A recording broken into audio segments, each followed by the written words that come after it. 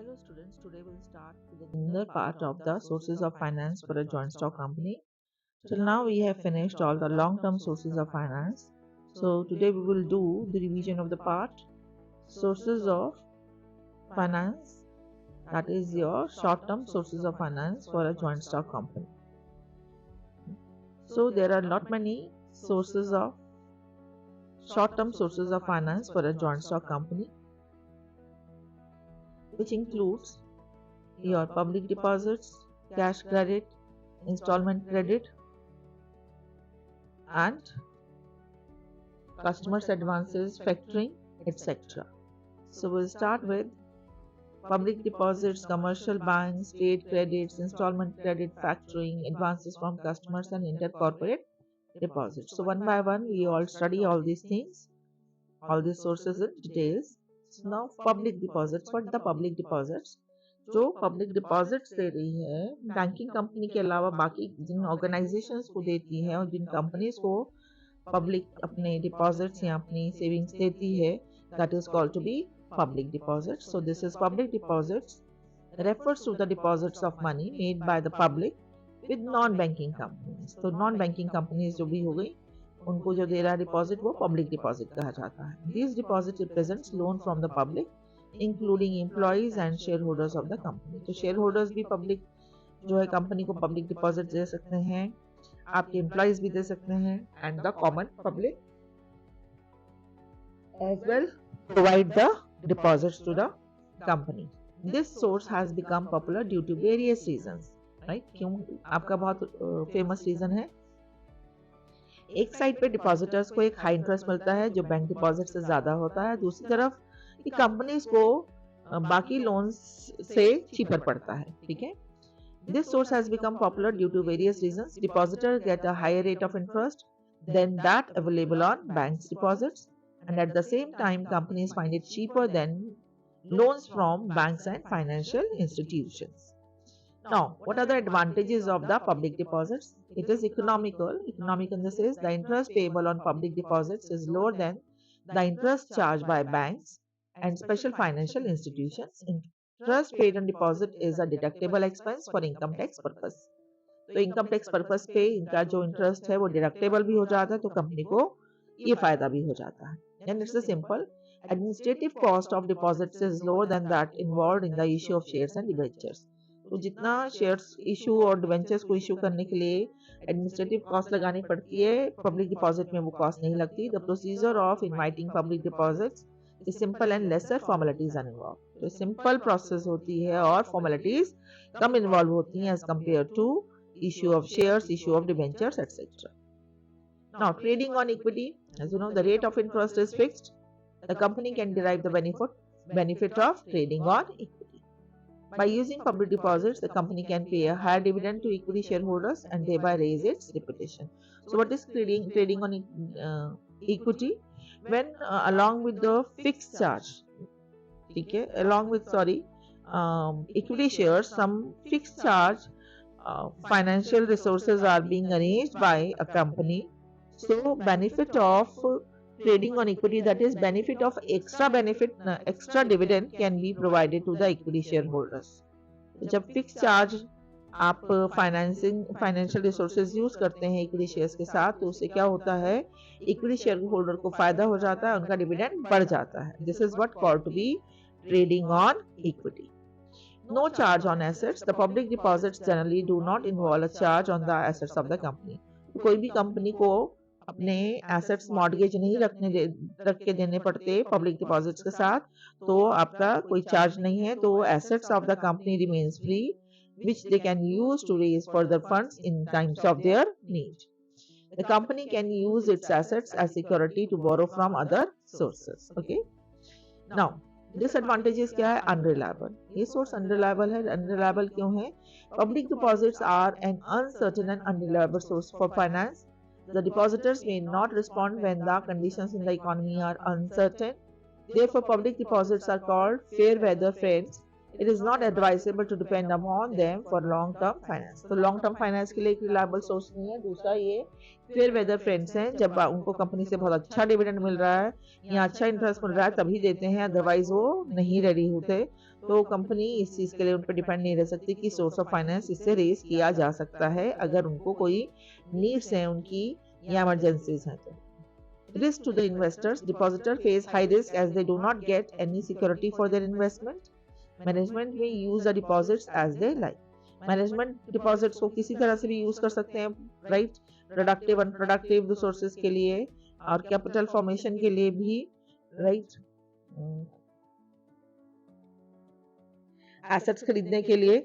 Depositors face high risk, क्योंकि कैसा high risk है, क्योंकि उनकी इन्वेस्टमेंट के साथ कोई सिक्योरिटी अटैच नहीं होती है, तो इसलिए उनको ये रिस्क बना रहता है। Then non available to new concerns, नई कंसर्न्स को पब्लिक डिपॉजिट नहीं मिलता क्योंकि उनकी अभी इमेज ही क्रिएट नहीं हुई है, तो इन्वेस्टर्स के लिए वो सेफर एक इन्वेस्टमेंट नहीं होती है। Public deposits are generally not available to new companies and those with uncertain earnings. तो एक कंसिस्टेंट एंड सर्टेन अर्निंग्स हैं, जिनकी हाई अर्निंग्स हैं, उन्हीं कंपनी को पब्लिक डिपॉजिट्स अवेलेबल होता है। Speculation, management of the company mainly tempted to indulge in over trading and speculation with the help of surplus deposits. उनके पास डिपॉजिट ज्यादा हो जाए तो क्या कर जाते हैं, वो ओवर ट्रेडिंग जो है, ओवर ट्रेडिंग में या स्पेकुलेशन में इंडल्ज हो जाते हैं, right. So when the deposits get blocked in fix assets the company में fail to repay the same in time. और अगर फिक्स एसेट्स में ब्लॉक हो गए डिपॉजिट्स तो कंपनी जो है पैसा नहीं दे सकती, क्योंकि वो प्रोडक्टिव पर्पसेस के लिए उन्होंने यूज नहीं कर पाया है। Now the next one is commercial banks, यानी कि बैंक क्रेडिट्स। अब कमर्शियल बैंक्स कैसे हैं? They are also a major source of short-term finance for business. Bank provides finance in several ways. तो बैंक जो है बहुत तरह से आपका फाइनेंस प्रोवाइड करता है। First is loan and advances. Loan एक जो है डायरेक्ट एडवांस है जो कि लमसम में दिया जाता है, और एक क्रेडिटर का एक अलग से जो है लोन अकाउंट खोल दिया जाता है, ठीक है, बोरोवर के नाम से। बोरोवर जो है उसमें से full amount in cash immediately and undertakes to pay it in one or more installment। तो वो कैश क्रेडिट पूरा का पूरा विड्रॉ कर लेते हैं और उसको इंस्टॉलमेंट में या लमसम में ही वापसी के लिए प्रॉमिस करते हैं। नाउ बोरोवर जो है उसको इंटरेस्ट किस पे देना होता है? पूरे अमाउंट पर, from the date of sanction, ठीक है, till the date of repayment. Loan में भी सिक्योर्ड और अनसिक्योर्ड। ये लोन जो है सिक्योर्ड अनसिक्योर्ड दोनों तरह के हो सकते हैं। Loan granted for some immediate needs, for example to hold stock are known as transaction trades। अब यहाँ पे हैं, और these are usually secured by pledge of specific assets which are in the actual or constructive possession of the bank। तो क्या होता है, ये वो आपके लोन जो ग्रांट करता है इमीडिएट नीड के लिए, जनरली स्टॉक होल्ड करने के लिए, स्टॉक खरीदने के लिए भी लेते हैं आपके इन्वेस्टर्स, इसे ट्रांजेक्शन लोन कहते हैं। और जो सिक्योर लोन्स हैं वो आपके जो हैं प्लेज्ड और अनप्लेज्ड दोनों तरह के हो सकते हैं, यानी कि सिक्योर्ड अनसिक्योर्ड दोनों तरह के होते हैं। डिपेंड करता है कि which are in the actual, जो कि एसेट्स को सिक्योर लिया उन्होंने, these are usually secured by pledge of specific assets which are in the actual और constructive possession of the bank. जब प्लेज कर देता है तो जनरली जो है आपका वो एक्चुअल पोजेशन में ही आपके जो है बैंक ले लेते हैं। नेक्स्ट टाइप का है, क्या है हमारा, कैश क्रेडिट। अभी हमने क्या किया, this is we have done loans and advances, now this is what cash credit, ठीक है। लोन एडवांसेस में पूरा अमाउंट ही उसके अकाउंट में डाल दिया जाता है और बोरोवर पूरा अमाउंट विड्रॉ कर लेता है, और साथ में ही उसमें जो है उसको इंस्टॉलमेंट या लमसम में दे पेमेंट करने का उसको प्रॉमिस करता है, ठीक है।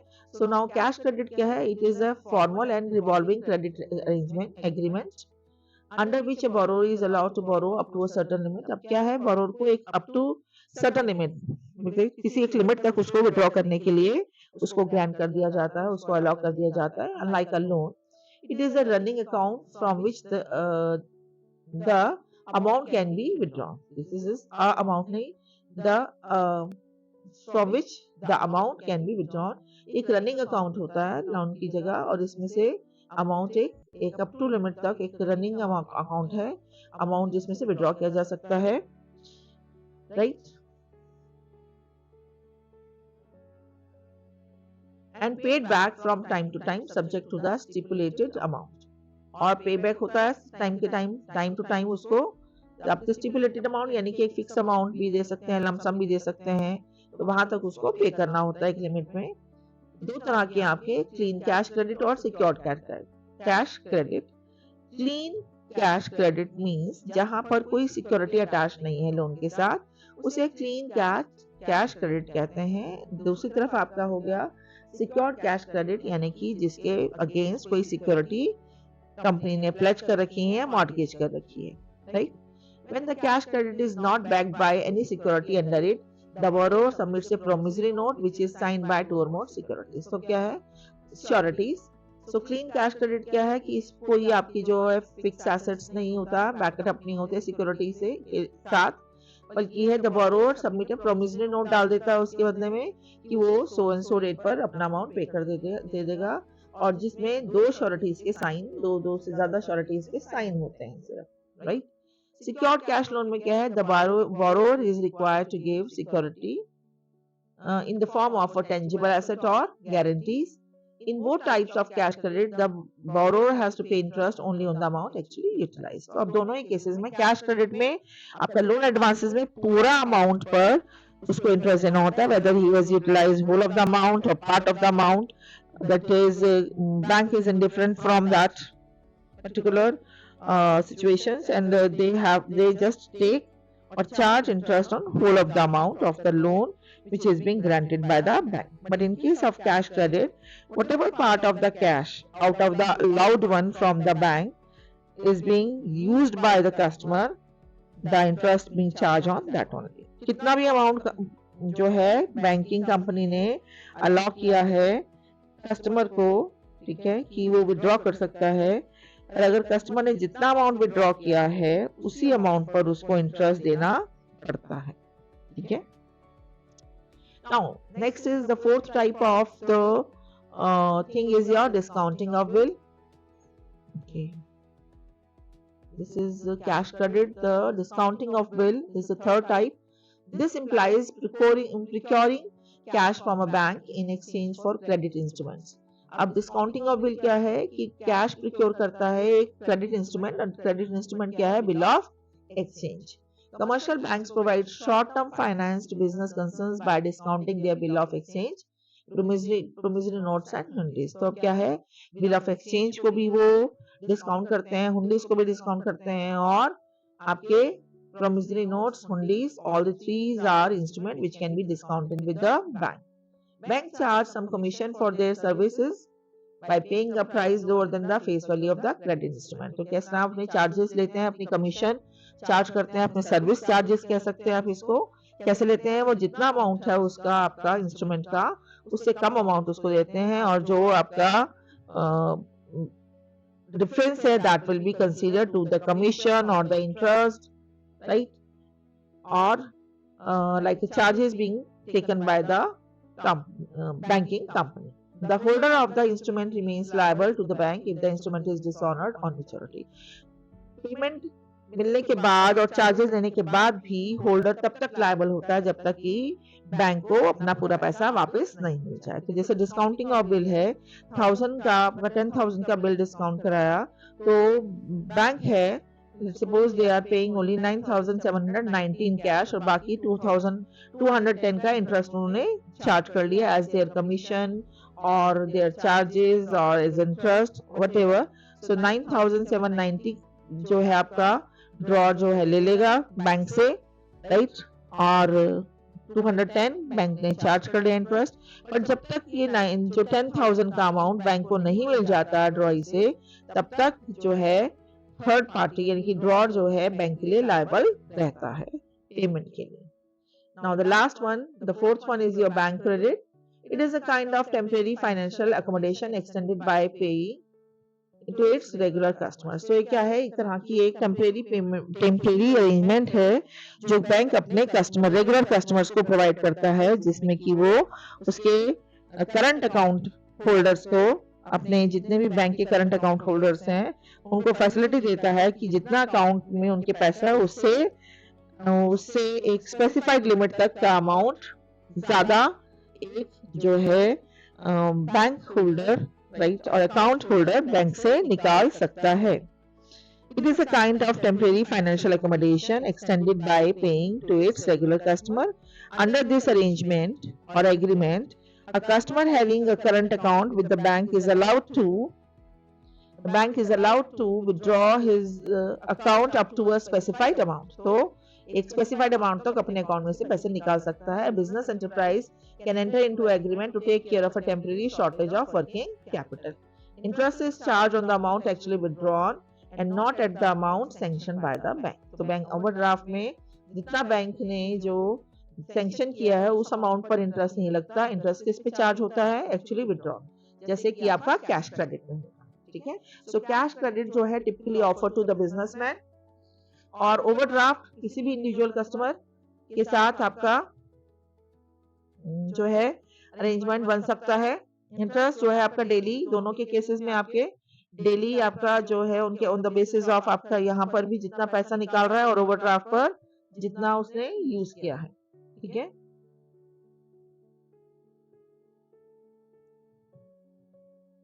सो here we are being provided the cash credit and overdraft. तो यहाँ पर ये this is what these differences are being provided for the cash credit, typically offered to the businesses, requires a form of security as collateral such as stock or property. Interest charge on the daily closing balance. For individual customers, lend on the security of a fixed assets. Fee per overdraft plus interest on balance without overdraft protection. Right? Now bank credit के आपके advantage क्या है, यानी bank ने जो credit किया है in the form of your loans and advances, cash credit, overdraft facility and discounting of bill, उनके क्या फायदे हैं? It is flexible and can be repaid whenever desired. बहुत फ्लेक्सिबल मेथड है और जब भी डिजायर करता है कंपनी को लगता है वो पे कर सकती है तो the company can repay. Loans can be repaid in easy installments in deserving cases. The banks reschedule payments. तो इजी इंस्टॉलमेंट में है आपका पेमेंट होती है, और कुछ डिजर्विंग केसेस में क्या करता है बैंक, उनकी पेमेंट को, रीपेमेंट को रिस्केड्यूल भी कर सकता है. Banks provide funds in many ways such as loans, cash, credits, etc. and borrower has a choice to choose anyone. Disadvantages of bank credit: bank charges a high rate of interest and a fixed border is created on profit. ठीक है. तो आपका क्या है, bank जो charge करता है high rate interest charge करता है, और एक जो आपका जो बैंक के लिए क्या रहता है आपका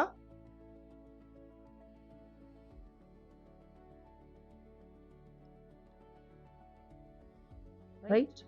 सो बैंक जो चार्ज करता है देयर इज अ फिक्स जो है आपका, it's not a border, is एक जो बिजनेस के लिए एक फिक्स बर्डन हो जाता है. It is not border, it is a burden. A fixed burden is created on profits in the form of interest. Okay, the borrower has to perform several legal formalities. बहुत सारी legal formalities करनी पड़ती हैं. Banks grant loan generally against some security. एक bank जो है कि security के अगेंस्ट ही देते हैं loan, and charge is created on the company's asset, और किसी के एसेट्स के अगेंस्ट, सिक्योरिटी के या किसी चार्ज फिक्स एसेट्स के अगेंस्ट ही ये पेमेंट दी जाती है. Okay, now we are ending up to this part only. So we are left still with some more parts of the short term sources of finance of a joint stock company that we will do in the next part. So I hope you understood all these things. Okay, keep revising, and any queries you have, just you can ask in the comment box. I'll definitely answer your questions. Thank you, students. Keep revising. All the very best for your studies.